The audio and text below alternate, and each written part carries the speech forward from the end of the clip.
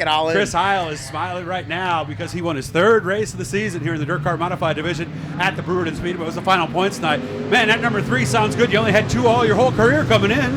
yeah, it's pretty special. You know, to get 3 feature wins here at this place is it's definitely really neat. You know, it's a stellar field week in and week out. So, you know, for us to be able to get 3 of them is definitely a pretty cool accomplishment. Started in 7th. I remember I was sitting with some people in the grandstand. Billy Decker was starting 6th.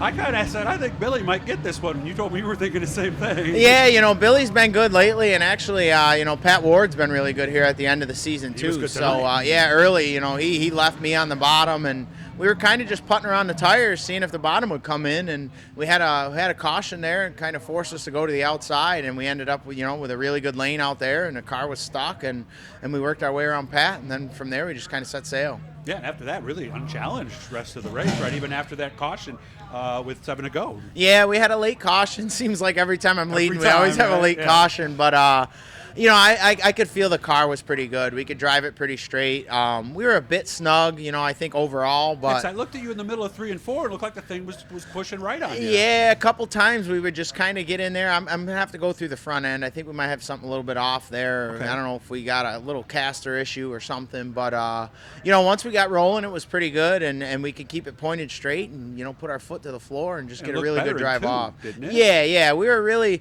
I mean, like I said, we weren't terrible, just kind of fighting that little bit of tick of tight and just, you know, if you could drive through it, it's okay. I'd much rather be a little tick tight than tick loose. So yeah, they say if you get too loose, you're wrecking loose. Yeah, at that point, it's not going to come back, right? So, yeah, we were good. We were solid, you know, had a decent starting position. You know, that always helps, too, starting 7th. But it was nice to get up there out front and get in that clean air and just kind of do what we wanted in our own lane. With that push, did you dial rear brake in it?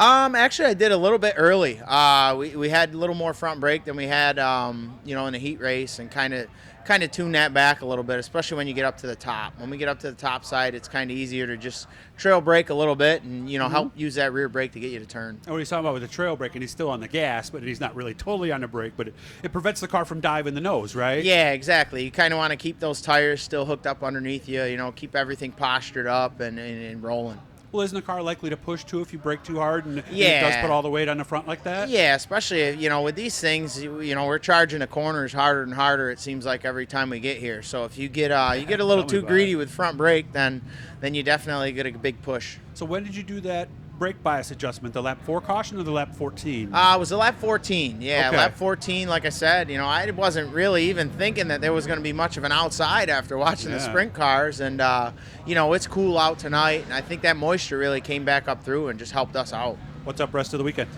We got to go to Lebanon Valley tomorrow, so big track. Yeah, hopefully the last time we were there, we finished 4th. We had a really good run Really? at the series race, so tomorrow's a big check. So you're ready. We'd really like to keep this win rolling into tomorrow, that's for Anything sure. Sunday, or are we going to take Sunday off? Nope, Sunday we'll probably just get the car turned around and, you know, get it ready for the week. And, you know, with our last weekly show here, a lot of the series races and stuff are just on the weekends, so be a little bit easier schedule for us, but right now would be a good time to get hot, you know, with all the big money and stuff coming up. Is Weedsport the following weekend? Yes, yep, Cavalcade's that next weekend, Saturday, Okay. Sunday, so we'll be there. That's going to be fun. I think there's sprint cars there on one night, so that'll be a good show. You know, anytime you get to go to Weedsport, it's always beautiful place.